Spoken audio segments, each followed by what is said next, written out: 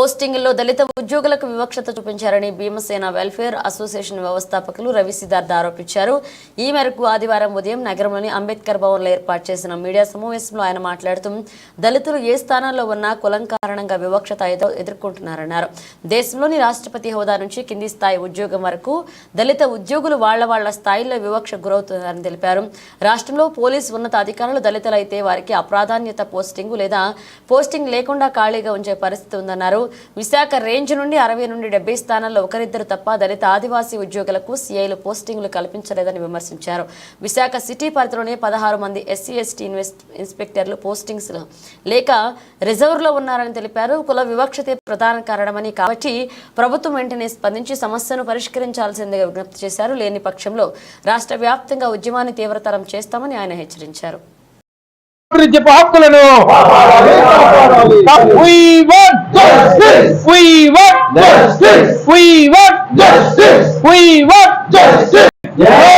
రవి సిద్ధార్థ భీమసేన దేశంలో స్వాతంత్రం వచ్చిన దగ్గర నుంచి ఈ దేశంలో ఆదివాసీలుగా అంటరాని కులాలుగా బీసీలుగా పిలవబడుతున్న వాళ్ళపై దాడులు నిరంతరం జరుగుతూనే ఉన్నాయి. మన వార్తాపత్రికలను ఎలక్ట్రానిక్ అండ్ ప్రింట్ మీడియాలో చూస్తూనే ఉన్నాం.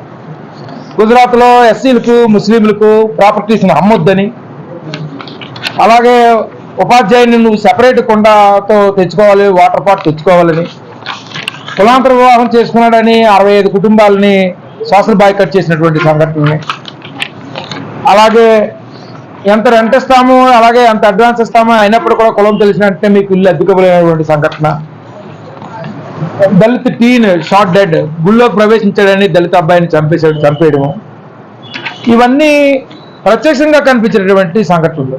ప్రత్యక్షంగా రాజ్యాంగబద్ధంగా ఉన్నటువంటి రాష్ట్రపతి దగ్గర నుంచి కింద క్లాస్ 4 ఎంప్లాయీ వరకు వాళ్ళు ఎస్సీ ఎస్టీలు అయితే ఏదో రూపంలో వివక్షకు గురి కాబడుతూనే ఉంటారు. ఇవి పరోక్షంగా ఉన్నటువంటి పరిస్థితులు. ఈవెన్ ఐఏఎస్ ఐపీఎస్లు అయినా సరే వాళ్ళకి సరైనటువంటి ప్రాధాన్యత పోస్టులో లేకుండా చేయడం, లేదు వీళ్ళు రిజర్వేషన్ కేటగిరీలో వచ్చారు వీళ్ళకి ఇంతే పని ఉన్నదని విమర్శలతో తిట్టడం, అలాగే అది పోలీస్ ఆఫీసర్ అయినా లేకపోతే రెవెన్యూ డిపార్ట్మెంట్ అయినా ఏ పోస్ట్ అయినా దళితుడు కానీ ఆదివాసీ కానీ అయితే ఆ కులం కారణంగా వివక్ష గురవుతూనే ఉన్నాయి. కళ్ళకు కనిపిస్తున్నాయి. కళ్ళకు కనిపించినటువంటి ఆధారాలు ఇవన్నీ.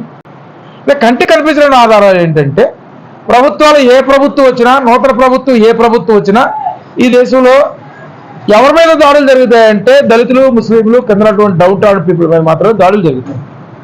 ఇదిగో వాళ్ళు మనకు ఓటేయలేదు అవతల వాళ్ళకు ఓటేశారని చెప్పి మనం ఆ సంఘటనలు చూస్తే దాడులు జరుగుతుంటాయి. ఇవి ప్రత్యక్షమైన దాడులే.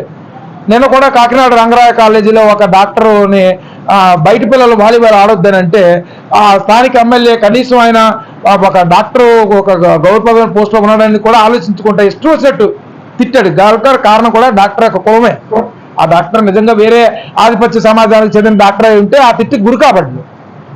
ఇప్పుడు పోలీసు వ్యవస్థలో ఇప్పుడు వచ్చిన తర్వాత హోమ్ మినిస్టర్గా మా దళిత సోదరునే హోమ్ మినిస్టర్ ఇచ్చారు. చాలా సంతోషించాము. అది గత ప్రభుత్వం నుంచి కంటిన్యూ అవుతుంది. ఈ ప్రభుత్వం కూడా వచ్చింది, హోమ్ మినిస్టర్ దళిత మహిళలకు ఇచ్చారన్నారు.